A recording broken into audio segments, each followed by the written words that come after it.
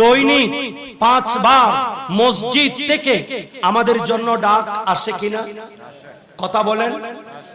এই 5 বার ডাক আমাদেরকে বলছে হাইয়া আলাস সালাহ, হাইয়া আলাল ফালাহ, নামাজের জন্য আসো, সাকসেস জীবন চাওয়ার জন্য কে কত কিছু করছো, টাকা পয়সা অর্জন করছো, বাড়ি গাড়ি মারছো, সবচেয়ে বড় ডিগ্রি অর্জন করছো একটা সফল জীবনের জন্য। আল্লাহ বলছেন এই সফলতা যদি চাও আমার মসজিদ ঘরের মধ্যে আসো। সুবহানাল্লাহ বলেন। আর যখন অনেক মানুষ আমরা চাকরি নকরিতে থাকি, অনেক মানুষ কাজে কর্মে, অনেক মানুষ রাস্তাঘাটে কাজ করছেন, অনেকে বিলের মধ্যে কাজ করছেন, ফসল ফলাচ্ছেন, চাষাবাদ করছেন। এমন সময় আপনার কানের মধ্যে ওই মুয়াজ্জিনের আজানের ধ্বনি, আল্লাহর কুদরতি ডাক যখন আমার আপনার কানের মধ্যে পৌঁছলো, আমি সাথে সাথে ওই কাজটা ছেড়ে দিয়ে যেই মাত্র আমি পুকুরে আসলাম উযু করার জন্য, আমার হাতকে আমি যখন ধৌত করলাম, এতক্ষণ পর্যন্ত আমি যখন কলকারখানায় কাজ করতেছি আমার হাতে রাসায়নিক বিষ আমার সাথে লেগেছে, আমার হাতের মধ্যে ময়লা হয়েছে। আর আমাদেরকে নবী মুস্তাফা দিয়েছেন এই মসজিদে ঢোকার পূর্বে তুমি যে উযু করতে আসছো, প্রথম যখন এই হাতগুলি কনুই সহ ধৌত করবা, আমি নবীর সুন্নাত আদায় হবে। একবার পানি দিলে ময়লা নরম হয়, আরেকবার পানি দিলে এগুলাকে ময়লাগুলি চলে যায়, আরেকবার যখন ধৌত করা হয় রাসূলুল্লাহর সুন্নাত আদায় হলো, হাত থেকে ময়লাও চলে গেল। আরেকটু বড় করে বলেন। নবী মুস্তাফা আমাদেরকে বললেন এই হাতের পরে 3টা কুলি করো। দীর্ঘক্ষণ তোমার মুখ বন্ধ ছিল, মুখে এতক্ষণ প্লাজমা জমেছে, মানুষের খাবার না খাওয়ার কারণে দীর্ঘক্ষণ মানুষের খাদ্যের কণাগুলি তখন দাঁতের মধ্যে লেগে যায়। সেই সময় তোমার মুখ থেকে যে প্লাজমা তৈরি হয়, আমি নবীর সুন্নাত 3টা কুলি করো।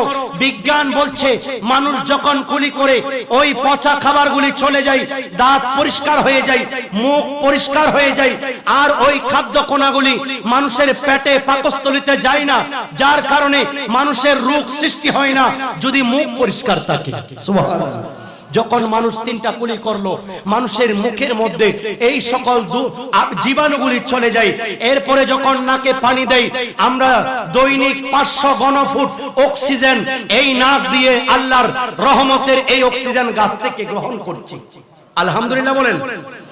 আর এই অক্সিজেন যখন আমরা টানি, আমাদের নাকের এই জায়গায় একটা নরম জায়গা আছে, রাসূল পাক সাল্লাল্লাহু আলাইহি ওয়াসাল্লামের সুন্নাত হচ্ছে ওই নাকের নরম অংশে আমরা পানি পৌঁছানো। বিজ্ঞান বলছে মানুষ যখন এই নাকের মধ্যে পানি দিবে, সারা দিন 500 ঘনফুট যখন এই শ্বাস প্রশ্বাস টানে, তার ভেতরে ধুলিবালি ঢুকে যায়, আর সেখানে একটা নরম জায়গা আছে যেটা চাকনির মতো কাজ করে, যেই মাত্র পানি দিয়ে সেটাকে ধৌত করা হয়, এরপরে মানুষ যখন সেখানে নাক দিয়ে যখন এই শ্বাস প্রশ্বাস গুলি টানে, তার ফুসফুস একেবারে পিওর সেই অক্সিজেন গুলি পায়। আর একটু বড় করে বলেন। ইমামে আযম আবু হানিফা রাহমাতুল্লাহ আলাইহি, আল্লাহর কোরআনের ফয়সালা, ইযা কুনতুম ইলাস সালাতি ফাগসিলু ওয়াজুহাকুম ওয়া আইদিয়াকুম ইলাল মারাফিক ওয়ামসাহু বিরুউসিকুম। আল্লাহর কোরআন বলছে তোমরা যখন নামাজের জন্য দাঁড়াবে, এরপরে তোমরা সর্বপ্রথম আগে মুখমণ্ডল ধৌত করো। ইমামে আযমের মতে এক কানের লতি থেকে আরেক কানের লতি পর্যন্ত, এক মাথার চুলের গোড়া থেকে তুতনির নিচ পর্যন্ত ধৌত করা ফরজ।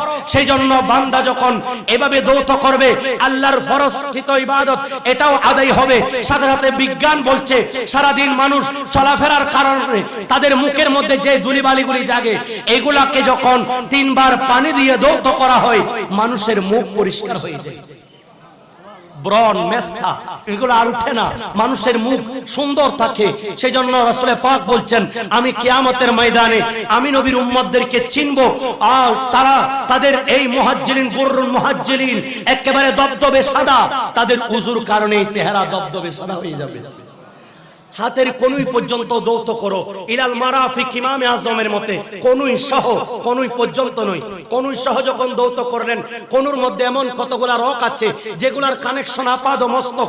আর যখন বান্দা এই উযুর মধ্যে পানি দিয়ে যখন এগুলা ধৌত করে, তখন এই ঠান্ডা আবরণটা তার আপাদ ও মস্তক পৌঁছে যায়, তার মস্তিষ্ক স্থির থাকে, শরীরে রক্ত সঞ্চালন ঠিক থাকে।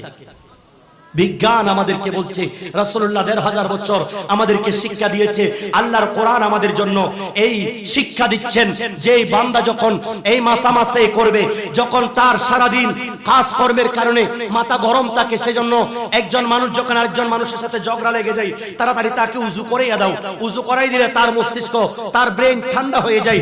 আর এই গর্দান যখন আমরা মাসাহ করি, এই মাথার মধ্যে যখন অগ্রভাগে আমাদের পানি গুলি লাগে, তখন এই কারণে আল্লাহ রাব্বুল আলামিন পাগল রোগ থেকে আমাদেরকে হেফাজত করেন।